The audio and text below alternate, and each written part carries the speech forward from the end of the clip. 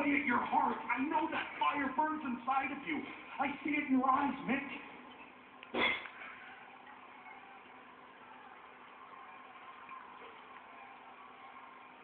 And Mick, if you help me, you can exorcise the demon of The Undertaker. You can get rid of all of that pain inside your heart, the pain in your eyes. I see it. Mick, if you help me against The Undertaker, maybe all of that, maybe it'll all just wash away.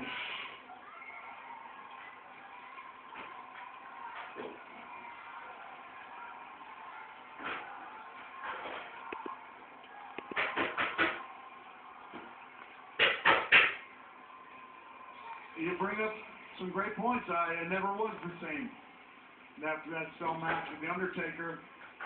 And there's part of me that would really like to help you. It's just that over the past several months, week in and week out, you've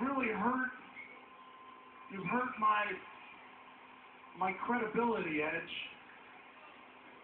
Because the one thing I have going for me more than anything else is my word and my bond with these fans.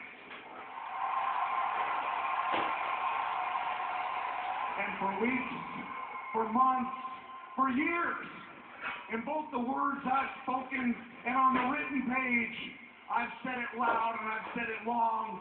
Edge is the greatest superstar in the WWE.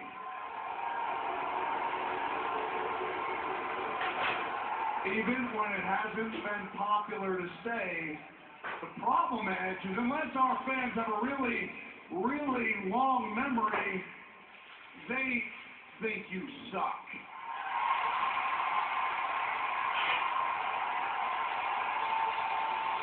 Because they see an Edge week in and week out who takes the shortcuts. They see an Edge week in and week out willing to play the numbers game, willing to rely on his fiancé. No, his wife. And so, Edge, I say, not only will I not help you, I can't help you, but I know the one person who can.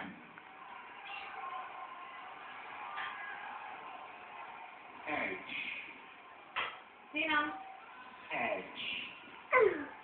You need to look inside your heart, your soul, and inside your mind, and find the Edge who made me say you were the greatest superstar in WWE. Remember the Edge who shouted through the glass ceiling when everyone else said it wouldn't be popular? You need to find that Edge. The Edge who took the letters TLC and made them mean something. The Edge who smelled his own flesh burning and didn't mind because it reminded him of victory. You and I, Edge, we engaged in the greatest hardcore matchup in WrestleMania history just 2 years ago. And you need to find that Edge. Because if you do, then JR and I will sit at SummerSlam and we will call. 1 sec. And our fans around the country and around the world will bear witness to what I know can be the greatest, most exciting, innovative, and violent matchup in WWE history. You need to find that Edge and bring him to SummerSlam. Because if that cell door slams shut, and The Undertaker stares face to face at this Edge, the white tuxedo wearing Edge, the loofah sponge bathing Edge, the teeter-totter riding Edge, the down on his knees saying, "Forgive me, baby, I can't live, I won't live without your love, Edge." You bring that Edge to SummerSlam. And with God as my witness, with a body that remembers every and the Undertaker will tear you apart. Am I understood?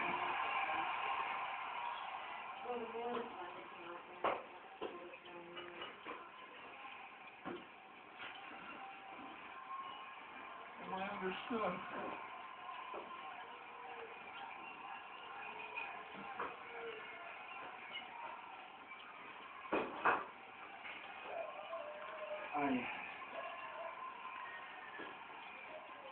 I understand.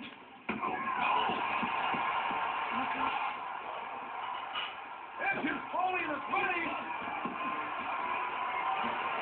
Oh, I understand. I think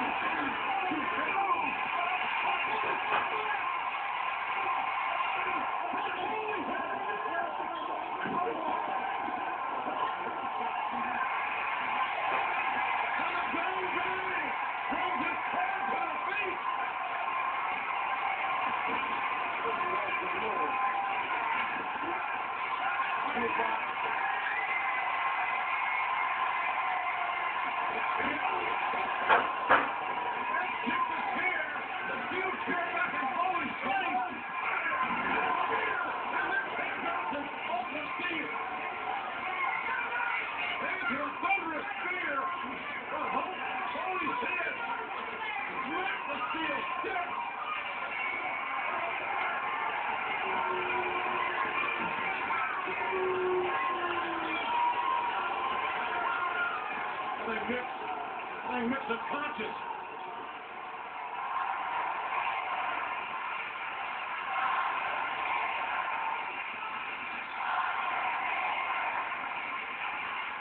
Mick's trying to come to his thinking. Mick's trying to pull himself up. Foley trying to pull himself up. Back in the ring now. Somehow, some way.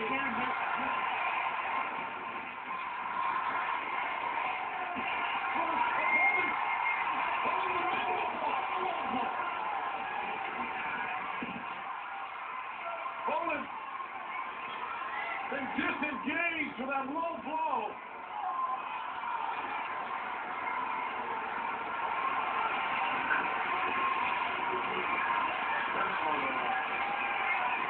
There you are, superstar. There you are, a remorseless.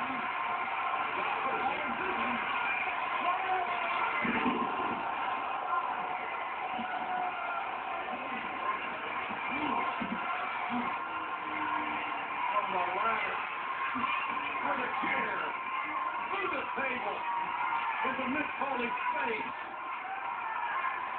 came this morally corrupt edge.